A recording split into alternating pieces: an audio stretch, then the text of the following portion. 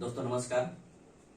भारत के संवैधानिक विकास के तहत ये 5वां वीडियो है। इससे पूर्व 4 वीडियो बन चुका है। आप लोग प्लेलिस्ट में जाएंगे और सारे वीडियो को जो नहीं देखे हैं वो देख लेंगे। दोस्तों संवैधानिक विकास के तहत में जितने वीडियो बने हैं, मैं कोशिश किया हूँ इस बात को लेकर कि भारत में संविधान की जो विकास हुई है वो विकास का क्रम कैसा रहा, विकास का जो सीढ़ी दर सीढ़ी चलने की बात हुई, इसके बारे में चर्चा में करने की कोशिश की आपके पास, आपके समक्ष। और आगे भी जो बच्चे खुचे बचे हुए हैं, अभी तक जो भी होगा आज तो हो जाएगा, लेकिन जो लास्ट कुछ बचेगा तो वो अगला वीडियो जाएगा, यानी 6ठा वीडियो तक समाप्त हो जाएगा, 6ठा पार्ट तक ये समाप्त हो जाएगा जहां तक मुझे लग रहा है। तो 4 हो चुका है, 5वां है और मुझे लग रहा है एक और आएगा, बस ये टॉपिक समाप्त हो जाएगा। और मैं चाहूं तो एक ही दिन में ये बन सकता था, घंटा 2 घंटा लगता बन जाता, लेकिन उतना बड़ा वीडियो बनाने का फिलहाल समय मेरे पास नहीं है, क्योंकि मैं व्यस्त थोड़ा रहता हूं और बहुत सारी काम है।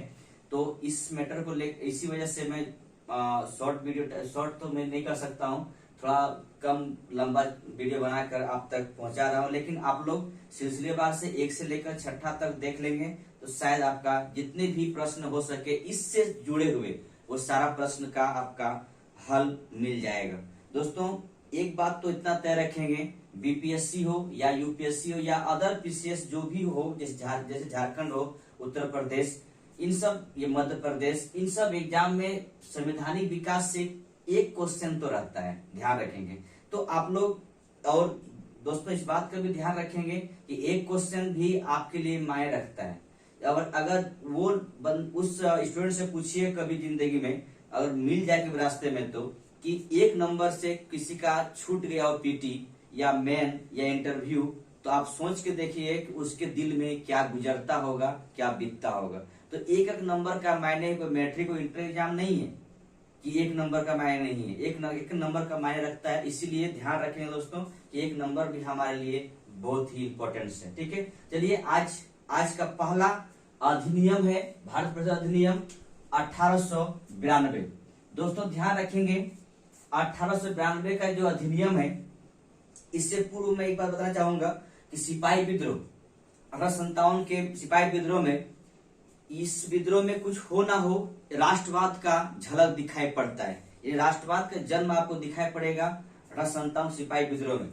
उसी राष्ट्रवाद के आगे फिर से पनपने का संभावना बन जाता है इल्बर्ट बिल में। ये एक बिल है, इल्बर्ट बिल है। ये बिल कब आया था? लॉर्ड रिपन के समय में। लॉर्ड रिपन जो हमारे यहाँ का वायसराय हुए 80 से 84 के दरमियान, और 1880 से 1884 के दरमियान। तो आप जानेंगे कि लॉर्ड रिपन के समय में इल्बर्ट बिल आया था। इल्बर्ट बिल क्या है? अगर आप लोग को इतिहास का पन्ना पलटना पड़े जानने के लिए बस इतना समझें, इल्बर्ट बिल में यही लाया गया था कि अब भारतीय जज भी अंग्रेज का केस देखेंगे। यानी केस जो अंग्रेज भारतीय बीच में होता था, पहले अंग्रेज ही जज देखते थे, अब यहाँ पर से कहा गया कि भारतीय जज भी अंग्रेज का केस देखे। इससे मतलब ये था कि अंग्रेज हारना चाहते थे, कि अंग्रेज गलती कर रहा था। ठीक है, तो यहाँ पर इल्बर्ट बिल जो आया, इसमें पूरी तरह आप कह सकते हैं कि पूरे जितने भी ब्रिटिश लोग यहाँ थे, अंग्रेज जो थे, उस सब ने विरोध किया और इसे श्वेत क्रांति के नाम से जानते हैं। और अंत में इल्बर्ट बिल को वापस लेना पड़ा। इससे क्या हुआ कि राष्ट्रवाद का भी जन्म यहाँ से होता है। और दूसरा चीजें हैं, आपके कांग्रेस की स्थापना कब हुई थी? 1885 में। इस समय में भी इस स्थापना होने के बाद भारत में एक अलग ही संस्था स्थापना हुआ। और आज तक चल रही कांग्रेस, वो कांग्रेस से खासकर कांग्रेस का जन्म देने वाला जान ही रहे कि अंग्रेज ही एक है। लेकिन इस कांग्रेस का स्थापना होने के बाद भी राष्ट्रवाद का बहुत बड़ा महत्व है, राष्ट्रवाद भी पनपता है। और दूसरी बात है कांग्रेस जी के जब स्थापना होने के बाद ब्रिटिश सरकार ने भी भारतीयों को अपने परिषद में स्थान देने की बात किया गया और स्थान देना शुरू किया, यानी भारतीय प्रतिनिधित्व के तौर पर रखना शुरू कर गया। इस अधिनियम के तहत पहला आपको दिखाई पड़ रहा है कि निर्वाचन पद्धति आरंभ किया गया।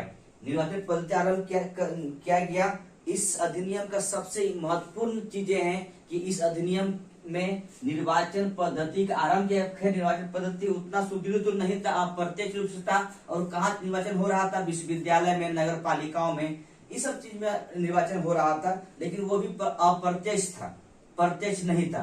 तो कुछ भी हो, लेकिन इतना ध्यान रखेंगे, निर्वाचन पद्धति का आरंभ भारत परिषद अधिनियम 1892 के तहत में किया गया था। इस बात को आप लोग याद रखेंगे, सबसे इंपॉर्टेंस इस अधिनियम के तहत में ये चीजें हैं, ठीक है। और एक बहुत बड़ा मैं यहाँ पर लिखने की कोशिश किया, इसको आप पढ़ेंगे सही तरीके से। देखिए, परिषदों के अधिकार में वृद्धि किया गया, यानी भारत परिषद जो हुआ होता था उसके अधिकार में वृद्धि किया गया। और भारतीय सदस्यों को बजट, दोस्तों ध्यान रखेंगे, बजट पर बहस करने, प्रश्न पूछने का अधिकार दिया गया। यानी जो बजट जो पेश किया जाता था, उस बजट पर बहस करने का अधिकार था, प्रश्न पूछने का अधिकार था। किंतु ध्यान रखेंगे, मतदान करना या अनुपूरक प्रश्न पूछने का अधिकार नहीं था। यानी उस बजट पर मतदान नहीं कर सकते थे और दूसरी अनुपूरक प्रश्न पूछ नहीं सकते थे। अनुपूरक प्रश्न क्या होता है, आपके मन में अब यहाँ पर यह अनुपूरक प्रश्न क्या होता है? अनुपूरक प्रश्न वो होते हैं तारांकित प्रश्न, अर्थात मौखिक प्रश्न होता है। मौखिक प्रश्न के रूप में जो भी मंत्री होंगे वो अपना बात को रख दिए, लेकिन अगर कोई विपक्ष का आदमी उस बात को दोबारा रिपीट करने के लिए कहे और कहे कि मैं आपकी बात से स्पष्ट नहीं हूं, दोबारा आप इस बात को स्पष्टीकरण दीजिए, इस बात को लेकर, इस प्रश्न को लेकर, तो इस तरह का प्रश्न जहां पर होता है इसे हम अनुपूरक प्रश्न करते हैं। कहने का मतलब है कि कोई प्रश्न किया गया, ठीक है, एक कोई प्रश्न था जिसका जवाब मंत्री दे भी दिए, लेकिन दूसरा व्यक्ति जो उस प्रश्न से संतुष्ट नहीं है, या तो वो तो कौन हो सकता है, विपक्ष का नेता हो सकता है। विपक्ष का नेता संतुष्ट नहीं है तो फिर मंत्री से वो क्रॉस क्वेश्चन करेंगे कि हाँ, मैं आपकी बात से स्पष्ट नहीं हूँ, इस प्रश्न का फिर से आप स्पष्टीकरण दीजिए। अगर ऐसी बात होता है उसे हम अनुपूरक प्रश्न कहते हैं। तो अनुपूरक प्रश्न पूछने का अधिकार नहीं था, मतदान करने का अधिकार नहीं था, लेकिन बजट पर बहस करने और प्रश्न पूछने का अधिकार था। दोस्तों ध्यान देंगे, प्रश्न पूछने का अधिकार था, और यही प्रश्न को रिपीट करके दोबारा पूछा जाए तो उसे अनुपूरक प्रश्न हो जाएगा। यानी एक प्रश्न पूछा गया, प्रश्न पूछने के बाद क्या हुआ कि अंततः ये हुआ कि उस प्रश्न पर स्पष्टीकरण फिर से दोबारा मांग ले, तो यही होता है अनुपूरक प्रश्न। दोस्तों ध्यान रखेंगे, बजट पर बहस करने, प्रश्न पूछने का अधिकार था, लेकिन मतदान या अनुपूरक प्रश्न पूछने का अधिकार नहीं था। आगे दूसरा अधिनियम के तौर पर है भारत परिषद अधिनियम 1919। ध्यान रखेंगे, भारत परिषद अधिनियम 1919, इस अधिनियम को हम मोर्ले मिंटो सुधार के नाम से भी जानते हैं। 1919 का अधिनियम को हम मोर्ले मिंटो सुधार के नाम जानते हैं। यहाँ मोर्ले कौन है और मिंटो कौन है, ध्यान रखेंगे। मोर्ले सचिव है, भारत सचिव, और मिंटो उस समय का वायसराय थे। तो इसे हम मोर्ले मिंटो सुधार के नाम जानते हैं। दूसरी बात है सर अरुंडेल समिति, एक समिति है सर अरुंडेल समिति, इसी की सिफारिश पर फरवरी 1909 को मोर्ले मिंटो सुधार लाया गया था, यानी 1909 का अधिनियम आया था। देखिए, केंद्रीय विधान परिषद में 16 से बढ़ाकर सीटें कितना कर दिया गया, 60 सीटें कर दिया गया। दोस्तों इन सब सीट को बढ़ाने का मकसद इतना ही था कि भारतीयों को अब जगह मिलने लगा था मंत्री परिषद में, अब या फिर किसी परिषद में जगह मिलना शुरू हो चुका था। तो यहाँ पर से देखिए फिर से क्या किया गया, 60 सीट बढ़ा दिया गया, यानी 16 से सीटें 60 कर दी। कहाँ कर दिया गया, केंद्रीय विधान परिषद में। इस 1909 का अधिनियम का सबसे इंपॉर्टेंट सवाल, सबसे इंपॉर्टेंट बातें ये है कि मुसलमानों के लिए एक पृथक मताधिकार और पृथक निर्वाचक क्षेत्र दिया गया। दोस्तों ध्यान रखेंगे, अभी तक 1909 का जो अधिनियम है, अभी तक जितने भी एग्जाम हुए हैं वहां पर दो ही बातें जहां तक मुझे दिखाई पड़ा है आज तक कि 1909 का अधिनियम को किस और नाम से जानते हैं, ये बात पूछा गया है। और दूसरा बात पूछा गया है कि मुसलमानों के लिए पृथक मत देने का अधिकार तथा पृथक निर्वाचक किस अधिनियम के तहत में दिया गया था। तो ये दो चीजें हैं, दोनों चीज याद रखेंगे। 1909 का अधिनियम के तहत में तो ध्यान रखेंगे यहाँ पर पृथक मत देने का अधिकार और पृथक निर्वाचक क्षेत्र की बात किया गया था, ये मुसलमानों के लिए दिया गया था। और ये एक तरह का फूट डालो और राजनीति करो का सबसे अच्छा उदाहरण है। दोस्तों इसमें होता ये था कि मुसलमान ही खड़ा होगा, मुसलमान ही वोट करेगा, जीतेगा मुसलमान, ठीक है। यानी उसके लिए एक अलग से मत देने अधिकार दिया गया और जो जहां पे वो खड़े होंगे उसके निर्वाचन क्षेत्र भी उस मुसलमान बेल्ट को ही बनाया गया और वो वहां पर वही खड़े होंगे, उन्हीं लोग वोट करेंगे, जीतेगा कौन? मुसलमान ही जीतेगा। देखिए दोस्तों, इसे कहते हैं फूट डालो और राजनीति करो। और ये 1909 का अधिनियम, आज जो आप मेरा पाकिस्तान जो देख रहे हैं, जो पाकिस्तान जो दिखाई पड़ रहा है, जो मेरा इंडिया से पाकिस्तान कट के अलग हो गया, ये पाकिस्तान का जन्म कहीं न कहीं इसी अधिनियम से दिखाई पड़ रहा है, ठीक है। इसीलिए मिंटो ने मोर्ले से कहा, मिंटो कौन है? वायसरा है। मोर्ले कौन है? सचिव है, ठीक है, भारत सचिव है। मिंटो ने मोर्ले से कहा कि हम नाक का दांत बो रहे हैं और इसका फल भीषण ही होगा। भीषण के रूप में क्या हुआ? पाकिस्तान हमसे अलग हो गया, यानी भारत से पाकिस्तान अलग कर दिया गया, अलग हो गया, ठीक है। तो ये बहुत बड़ी बात है, उससे बोल चुके थे कि जो पता था कि हम ऐसी बातें करने जा रहे हैं कि आगे चल के ये स्थिति खराब होना तय है। इसी वजह से भारत पाकिस्तान अलग हो गया। इस कहीं न कहीं ये अधिनियम ही सबसे बड़ा उसका जड़ था, ठीक है। आगे दोस्तों यहाँ पर हमें बताया कि बजट पर बहस करने, प्रश्न पूछने का अधिकार था, लेकिन मत देने और अनुपूरक प्रश्न पूछने का अधिकार नहीं था। तो यहाँ पर 1909 का अधिनियम में अनुपूरक प्रश्न पूछ सकते थे, लेकिन मतदान नहीं कर। एक चीज दिया गया, यहाँ पे अनुपूरक प्रश्न पूछने का अधिकार नहीं था, यहाँ पर कह दिया गया अनुपूरक प्रश्न पूछ सकते हैं लेकिन मतदान नहीं कर सकते हैं। ये आप ध्यान रखेंगे, अभी भी मतदान करने का उसे अधिकार नहीं दिया गया। 1909 के अधिनियम में भी मतदान करने, बैठ पर मतदान करने का अधिकार नहीं दिया गया, ठीक है। तो अनुपूरक प्रश्न पूछ सकते हैं, मतदान नहीं कर सकते हैं बजट पर। और हम लोग आगे चलते हैं और देखते हैं कुछ इसका बचा खुचा पार्ट को भी देख लेते हैं। दोस्तों 1909 का अधिनियम में आगे देखते हैं। देखिए क्या यहाँ पर लिखा हुआ है, भारतीयों को प्रशासन और विधि बनाने में दोनों कार्यों में भारतीयों को प्रतिनिधित्व दिया गया। देखिए देना मजबूरी था, देना ब्रिटिश सत्ता का आप मजबूरी हो चुका था, क्योंकि भारतीय भी जाग चुके थे, बहुत दिन सो के रहे, अब भारतीय भी जाग चुके थे। दोस्तों आपको याद हो इतिहास के पन्ना पलटने में, थोड़ा सा पलटिए, 1907 में पहली बार कांग्रेस फूट हुआ था, यानी कांग्रेस का विभाजन हुआ गरम दल नरम दल में, ठीक है।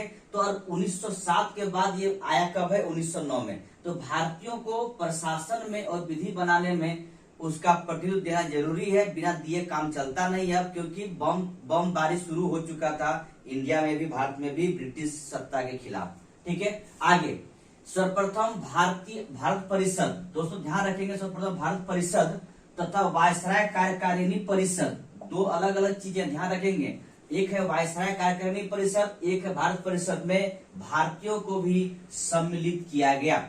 यानी यहाँ पर से देखिए आप भारतीय को भी भारत परिषद में और वायसराय कार्यकारिणी परिषद में भी सम्मिलित करना पड़ा है। इसी प्रकार केसी गुप्ता, दोस्तों ध्यान रखेंगे, केसी गुप्ता और सैयद हुसैन बिलग्रामी, दो व्यक्ति है, केसी गुप्ता और सैयद हुसैन बिलग्रामी, इन दोनों को भारत परिषद, कहां पर है? ये इंग्लैंड में है, उसका सदस्य बनाया गया। केसी गुप्ता, सैयद हुसैन बिलग्रामी को भारत परिषद, जो इंग्लैंड में हुआ करता था, उसका सदस्य बनाया गया। दूसरी बातें, एसपी सिन्हा, दोस्तों ध्यान है, एसपी सिन्हा ये कौन था? वायसराय कार्यकारिणी परिषद में इसको जगह दिया गया और ऐसे वायसराय कार्यकारिणी परिषद में पहला भारतीय है जिसका एंट्री हुआ था, वो भी विधिक सदस्य के रूप में, यानी कानूनी सलाहकार के रूप में हुआ था, और ये प्रथम भारतीय था, इसे लॉर्ड की उपाधि भी दिया गया था। तो ध्यान रखेंगे कि वायसराय कार्यकारिणी परिषद में पहला भारतीय कौन है? एसपी सिन्हा जो है सदस्य बना। सदस्य कैसे बना, किस रूप में बना? तो विधि सदस्य के रूप में, यानी कहने मतलब कानूनी सलाहकार सदस्य के रूप में, और इसे लॉर्ड की उपाधि भी प्रदान किया गया था। ये था आपका 1909 का अधिनियम, जिसे आप मोर्ले मिंटो सुधार के नाम से भी जानते हैं। अगला है भारत शासन अधिनियम 1919, जिसे आप मॉन्टेग्यू चेम्सफोर्ड सुधार के नाम से भी जानते हैं। भारत शासन अधिनियम 1919, जिसे आप मॉन्टेग्यू चेम्सफोर्ड सुधार के नाम से जाना जाता है, इसके बारे में भी कुछ है दोस्तों, ध्यान रखेंगे। देखिए, जिस आप शासन की बात किया जा रहा था, भारतीयों को लग रहा था स्वशासन मुझे मिलना चाहिए 1909 का अधिनियम से, वो मिला नहीं। तो उसने क्या किया, बहुत आप देखेंगे 1914 में कह सकते हैं आप तिलक साहब और एनी बेसेंट साहब ने एनी बेसेंट ने भी अपना आंदोलन चलाया, ठीक है। तो इसे आप होमरूल आंदोलन के नाम से जानते हैं। तो वो चलाया, वो सब ठीक ठाक है। यहाँ पर से देश में पूर्णतः उथल पुथल हो चुका था। इस बीच में फर्स्ट वर्ल्ड वॉर भी समाप्त हो चुका था, ठीक है। तब 1919 में एक अधिनियम आया जिसको आप मॉन्टेग्यू चेम्सफोर्ड सुधार के नाम जानते हैं। यहाँ पर मॉन्टेग्यू को लग चुका था, भारत सचिव मॉन्टेग्यू है, उसे लग चुका था कि जो हम 1909 में आश्वासन दिए थे वो पूरा नहीं कर पाया। तो इसीलिए क्योंकि मॉन्टेग्यू ने कहा था कि हम आपको डोमिनियन स्टेट का दर्जा देंगे। डोमिनियन स्टेट का मतलब होता है कि सत्ता भारतीयों को रहेगा, मंत्री भारत का रहेगा, लेकिन मंत्री का प्रमुख जो होंगे, करे मतलब है देश की सर्वसर्वा होगा वो ब्रिटेन का राजा ही होंगे, ठीक है। लेकिन वो भी नहीं मिल पाया। तो इसीलिए इस अधिनियम में सबसे पहले बात प्रयोग किया गया था, उत्तरदायी शासन शब्द का प्रयोग किया गया था कि हम आप उत्तरदायी शासन की बात करेंगे, ये उत्तरदायी शासन को हम लेके आने वाले हैं, ठीक है। इसके बाद दूसरा बात कहा था प्रत्यक्ष निर्वाचन प्रणाली, यानी आपको पहले बता चुका हूं कि पहले क्या था, अप्रत्यक्ष था, अब यहाँ पर प्रत्यक्ष चुनाव प्रणाली लाया गया। साथ ही महिलाओं को मत देने का अधिकार भी दे दिया गया। दोस्तों ध्यान रखेंगे, कितना कुछ क्वेश्चन है, इंपॉर्टेंट, बहुत इंपॉर्टेंट क्वेश्चन है, तो आप ध्यान रखेंगे। महिलाओं को मत देने का अधिकार कहाँ मिला था, 1909 का मॉन्टेग्यू चेम्सफोर्ड सुधार के तहत में दिया गया था, ठीक है। दूसरा बात है सांप्रदायिक आधार पर निर्वाचन प्रणाली, जिसको आपको 1909 में बता चुके हैं कि मुसलमानों को सिर्फ दिया गया था। यहाँ 1909 में सिखों को, ईसाइयों को, आंग्ल भारतीयों को और यूरोपियों को भी दे दिया गया। यानी यहाँ पर से सांप्रदायिक आधार पर जो निर्वाचन प्रणाली था उसका विस्तार किया गया। सिख को भी दिया, ईसाई को भी दिया, इसके बाद आंग्ल भारतीयों को भी दिया और यूरोपियों को भी दिया था, ठीक है। तो और 1909 में सिर्फ एक ही को दिया था, वो था मुसलमानों का। दोस्तों ध्यान रखें इस बात को लेकर। इसके बाद आगे केंद्र में द्विसदनात्मक विधायिका की स्थापना किया गया, यानी केंद्रीय विधान परिषद के जगह में अब 2 सदन होगा। वो सदन कौन कौन होगा, एक होगा राज्य परिषद और दूसरा होगा विधानसभा। दोस्तों ये विधानसभा आज का नहीं है, 1919 का है। विधानसभा का मतलब यहाँ पर फिलहाल लोकसभा है और राज्य परिषद का मतलब है राज्यसभा। अगर अभी से तुलना किया जाए, राज्य परिषद मतलब राज्यसभा, विधानसभा का मतलब है लोकसभा, यानी ये उच्च सदन, ये निम्न सदन। दोस्तों इसका कुल सदस्यों की संख्या 60 हुआ करता था, जिसमें निर्वाचित 34 और मनोनीत 26, जिसका कार्यकाल 5 वर्ष का होगा। दोस्तों ध्यान रखेंगे, कुल सदस्य 60, जिसमें निर्वाचित 34 और मनोनीत 26 और इसका कार्यकाल होगा 5 वर्ष। इसी प्रकार विधानसभा यानी लोकसभा यानी निम्न सदन का जो कुल सदस्य का संख्या होगा 145, कहीं कहीं 144 भी रहता है एनसीईआरटी में, और इसका कुल मेंबर 104 मेंबर जो निर्वाचित होंगे और बाकी शेष मेंबर मनोनीत होंगे। इसका कार्यकाल होगा 3 वर्ष, तो ध्यान रखेंगे। तो इस सब मेंबर का ध्यान रखेंगे। ऊपर में 60 है, यानी लोकसभा राज्य परिषद यानी राज्यसभा, उस सदन में 60 है, 34 निर्वाचित होंगे, 26 मनोनीत होंगे, कार्यकाल 5 साल। उसी प्रकार विधानसभा में जो लोकसभा है, निम्न सदन है, इसका कुल सदस्यों की संख्या 145, जैसे कहीं कहीं एनसीईआरटी में 144 भी रहता है, 104 निर्वाचित और शेष मनोनीत। इसका कार्यकाल 3 वर्ष का होगा। दोस्तों आगे हम लोग बढ़ते हैं। तो 1919 मॉन्टेग्यू चेम्सफोर्ड सुधार का सबसे प्रमुख विशेषता है प्रांतों में द्वैध शासन। दोस्तों ध्यान रखेंगे, प्रांतों में द्वैध शासन इसकी प्रमुख विशेषता है। यहाँ पर क्या हुआ कि विषय जो होता था, उन विषय को केंद्र और प्रांत क्षेत्र में बांट दिया। पहले तो बांटा, केंद्र प्रांत क्षेत्र में बांट दिया, अब प्रांत का विषय को क्या कर दिया, सुरक्षित विषय और हस्तांतरित विषय में रख दिया गया। यानी कुछ ऐसा सब्जेक्ट को सुरक्षित रखा गया, गवर्नर अपने पास रखा गया, गवर्नर उसकी परिषद अपने पास रखा, और कुछ विषय को क्या किया, मंत्री परिषद को दे दिया गया। ठीक है दोस्तों, ध्यान रखेंगे कि पहले तो विषय को क्या किया, केंद्र और प्रांत बांट दिया गया, उसके बाद प्रांत विषय को क्या किया, सुरक्षित विषय और हस्तांतरित विषय में बांट दिया गया। सुरक्षित विषय में क्या हुआ कि कुछ विषय को अपने पास रखा, और हस्तांतरित विषय में क्या हुआ, कुछ विषय को राज्यों को दे दिया गया या मंत्री परिषद को दे दिया गया। देखिए सुरक्षित विषय में क्या क्या हुआ करता था, राजस्व, इसके बाद न्याय, वित्त और पुलिस रखा अपने पास, गवर्नर अपनी परिषद अपने पास रख लिया, यानी एक्सिक्यूटिव काउंसिल अपने पास रखा इन सब विषय को। और हस्तांतरित विषय में क्या हुआ, स्थानीय स्वशासन, शिक्षा और स्वास्थ्य। देखिए शिक्षा, स्वास्थ्य और स्थानीय स्वशासन क्या कर दिया, मंत्री परिषद को दे दिया गया हस्तांतरित विषय के तौर पर। तो दोस्तों ध्यान रखेंगे, प्रांतों में द्वैध शासन इसकी प्रमुख विशेषता थी। कितना एग्जाम पूछ चुका है, प्रांतों में द्वैध शासन। ठीक है, और प्रांतों के विषय को क्या किया, सुरक्षित और हस्तांतरित विषय में बांट दिया गया। आगे चलते हैं। देखिए 1 अप्रैल 1921 को द्वैध शासन बंगाल, मद्रास, बंबई, यूपी, बिहार, मध्य प्रदेश, असम और उड़ीसा। ठीक है, 1 अप्रैल 1921 को द्वैध शासन बंगाल, मद्रास, बंबई, उत्तर प्रदेश, बिहार, मध्य प्रदेश, असम और उड़ीसा, इन राज्यों में भी द्वैध शासन लागू कर दे। कहने का मतलब है यहाँ पर भी सुरक्षित विषय और हस्तांतरित विषय में कुछ बांट दिया गया। ठीक है, आगे बढ़ते हैं। देखिए बर्मा उस समय हमारे पास था। 1923 में बर्मा विधानसभा गठन किया गया, और 1932 में उत्तर पश्चिम प्रांत में भी विधान परिषद का गठन किया गया। ठीक है दोस्तों, ध्यान रखेंगे 1923 में बर्मा विधान परिषद बनाया गया, और 1932 में उत्तर पश्चिम प्रांत में भी विधान परिषद का गठन किया गया। दोस्तों आगे बढ़ते हैं, और ये है संविधान द्वैध शासन का जन्मदाता कौन है, याद रखेंगे, ध्यान रखेंगे। वो व्यक्ति का नाम है लियोनिल कार्टिस। लियोनिल कार्टिस उसका नाम है। अपनी पुस्तक डायरकी में द्वैध शासन के बारे में अच्छी तरह समझाया गया है। लियोनिल कार्टिस द्वैध शासन का जन्मदाता है। इसकी पुस्तक का नाम है डायरकी। इसमें अच्छी तरह समझाया है द्वैध शासन का क्या मतलब है, क्या अर्थ है, इसका क्या उद्देश्य है। ठीक है, आगे लोक सेवा, एक लोक सेवा आयोग का गठन 1919 का मॉन्टेग्यू चेम्सफोर्ड अधिनियम के तहत में भारत में किया गया। पहली बार लोक सेवा आयोग गठन कब किया गया था, 1919 का अधिनियम मॉन्टेग्यू चेम्सफोर्ड सुधार के अंतर्गत में भारत में किया गया था। दोस्तों ध्यान रखें इस बात को लेकर।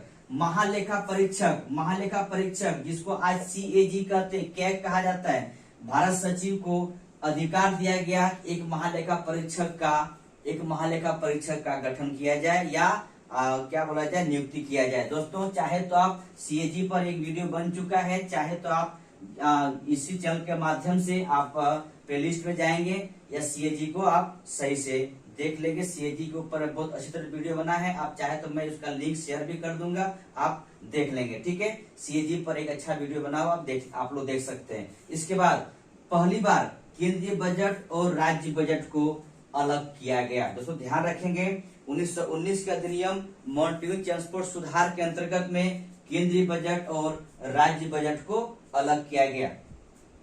इसके बाद एक बात और जान लीजिए, प्रत्यक्ष निर्वाचन, प्रत्यक्ष जो चुनाव की बात किया गया उसमें संपत्ति और कर को ही महत्व दिया गया, यानी जिसके पास संपत्ति है और जो कर चुकाता है वही प्रत्यक्ष चुनाव में भाग ले सकते हैं। दोस्तों सबको चुनाव करने का मत देने का अधिकार नहीं दिया गया था, कुछ ही लोग को दिया गया था जिसकी संपत्ति है और वो टैक्स चुकाते भी हैं। ठीक है, तो ये था आपका 1919 का अधिनियम, जिसे आप मॉन्टेग्यू चेम्सफोर्ड सुधार के नाम से जानते हैं। अब दो बच जाता है, एक है भारत शासन अधिनियम 1935 और एक है भारत का स्वतंत्रता अधिनियम 1947। एक वीडियो और बनेगा, आपका ये टॉपिक पूर्णतः समाप्त हो जाएगा। तो दोस्तों आज हम लोग यहीं तक रखते हैं, इसके बाद एक वीडियो लास्ट में बनेगा, वो आपका और लास्ट वीडियो होगा, देख लेंगे। सब मिलाकर आपके पास 6 वीडियो बना, यानी संविधान संशोधन के संवैधानिक विकास के तहत में। तो आप अच्छी तरह से देख लेंगे, एक भी क्वेश्चन इससे बाहर नहीं पूछेगा। मैं आपको इस बात का थोड़ा सा आश्वासन देना चाहता हूँ, ठीक है दोस्तों। तो अगर आप लोग कोई जो नए होंगे सब्सक्राइब कर लेंगे, और जो सब्सक्राइब कर चुके हैं वो लाइक जरूर करेंगे। थैंक यू, धन्यवाद, जय हिंद।